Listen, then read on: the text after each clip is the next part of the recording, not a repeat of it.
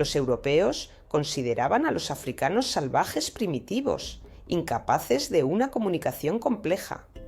Mientras tanto, el pueblo yoruba utilizaba el sistema Arokin, mensajeros especiales que podían memorizar y transmitir un mensaje de varios miles de palabras, sin un solo error. ¿Impactante? ¿Y qué tal el hecho de que el lenguaje de tambores tam-tam del pueblo Duala tenía un vocabulario de más de 3000 frases y podía transmitir noticias más rápido que el telégrafo de Morse? ¿O que en el reino del Congo existía una red de mensajeros que entregaban mensajes a una velocidad de 160 km por día, más rápido que las primeras diligencias de correo en Europa? Estos hechos fueron cuidadosamente ocultados por las autoridades coloniales, que temían que reconocer sistemas de comunicación tan desarrollados socavaría el mito de la misión civilizadora del hombre blanco. Sobre estos impactantes hechos hablaremos en nuestro video. Comencemos con lo más asombroso, la memoria humana. Los mensajeros Arokin del pueblo yoruba no eran simples corredores. Eran una élite, personas entrenadas desde la infancia para memorizar enormes cantidades de información. Sus métodos de entrenamiento incluían complejas técnicas mnemotécnicas basadas en asociaciones, ritmo e incluso canto. Un error en la entrega de un mensaje podía costarle la vida al mensajero, ya que del rigor de sus palabras dependían los destinos de naciones enteras. Declaraciones de guerra, tratados de paz, acuerdos comerciales.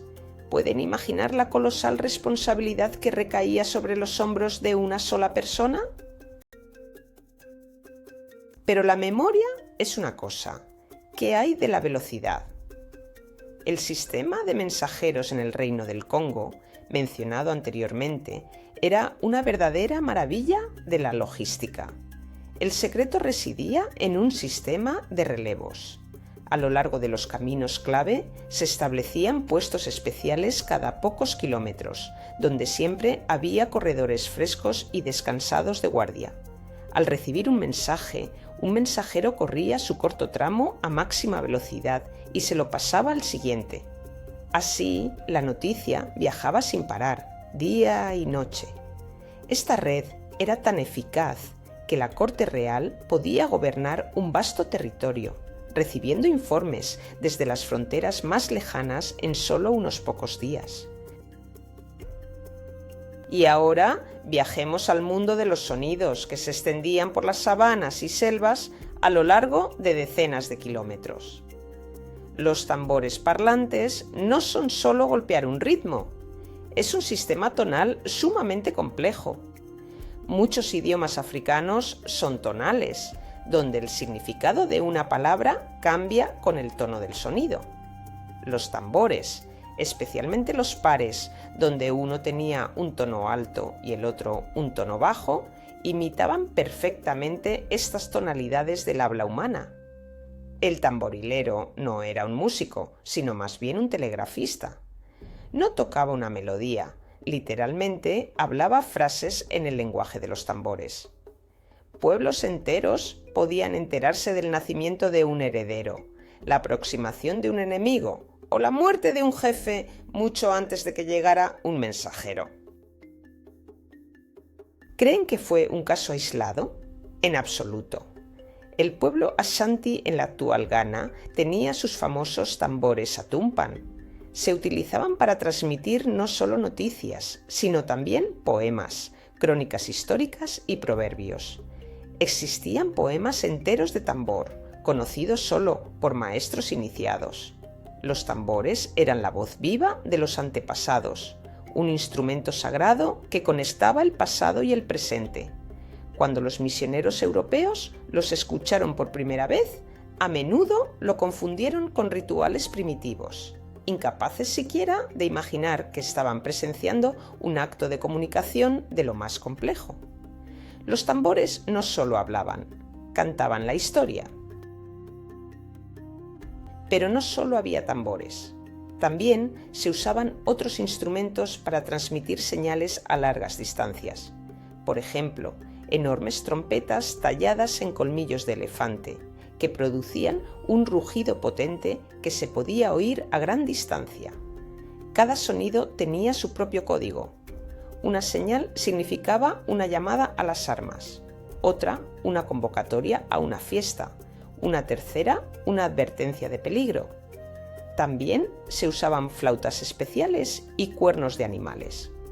Esta red de sonidos permitía a los gobernantes movilizar instantáneamente a sus súbditos o coordinar las acciones de grandes grupos de personas, por ejemplo, durante una caza a gran escala. ¿Y si les dijera que las noticias se podían literalmente silbar? En algunas regiones de África, especialmente en zonas montañosas o de densa selva donde el sonido viaja lejos, pero el movimiento es difícil, se desarrollaron lenguajes silbados enteros. Al igual que los tambores, imitaban la estructura tonal del habla. Los pastores podían conversar a través de desfiladeros y los cazadores podían coordinar sus acciones en la espesura sin delatarse con gritos fuertes. Era el método perfecto para una comunicación encubierta y rápida a media distancia. La comunicación en África no era solo auditiva, sino también material. Existía un complejo sistema de mensajes simbólicos llamado aroko. Se trataba de un conjunto de objetos específicos que, enviados juntos, transmitían un mensaje concreto. Por ejemplo, una flecha enviada a un gobernante podía significar una declaración de guerra, unas cuantas conchas de caurí de un tipo determinado, una oferta de paz. Una pluma de loro combinada con un trozo de carbón podía llevar un mensaje que solo el destinatario entendía. Era una especie de código físico imposible de falsificar o malinterpretar si se conocía la clave. ¿Pero quién guardaba toda esta información? ¿Quién era el motor de búsqueda viviente, la enciclopedia andante de su pueblo? Este papel lo desempeñaban los griots, una casta de cantantes, historiadores y genealogistas errantes. Un griot conocía la historia de la dinastía gobernante de cientos de años atrás. Recordaba todos los eventos significativos, leyes y mitos. No eran solo narradores, sino los guardianes de la memoria social. En la corte de cualquier gobernante influyente, el griot ocupaba una alta posición, ya que era a la vez un archivo viviente y un servicio de relaciones públicas, glorificando las hazañas del gobernante y recordando la gloria de sus antepasados. Entonces, ¿por qué sabemos tan poco sobre todo esto? La respuesta es simple y triste. Para los colonizadores, reconocer la existencia de sistemas de comunicación tan complejos y eficaces significaba reconocer a los pueblos africanos como sus iguales. Esto destrozaba toda la ideología de la carga del hombre blanco, que supuestamente vino a llevar la luz de la civilización a los salvajes. Era mucho más fácil llamar a los tambores parlantes ruido primitivo, a los mensajeros simplemente salvajes rápidos y a los griots cuentacuentos ordinarios. La destrucción sistemática y la ignorancia de estas tradiciones formaban parte de una política para establecer el control. Con la llegada de los colonizadores y la imposición de los sistemas europeos de gobierno, educación y comunicación, las singulares redes de comunicación africanas comenzaron a desaparecer. Nuevas fronteras, trazadas sobre comunidades vivas, rompieron antiguas rutas de información. La prohibición de los tambores paganos interrumpió la conexión entre las aldeas. La tradición oral de los griots empezó a parecer una reliquia del pasado frente a la palabra impresa. No fue solo una pérdida de formas de transmitir información, fue una catástrofe cultural, la ruptura de los hilos que habían conectado generaciones y pueblos durante milenios. Entonces, ¿qué vemos? No tribus primitivas perdidas en la oscuridad de la ignorancia, sino sociedades altamente organizadas, con sistemas de comunicación ingeniosos.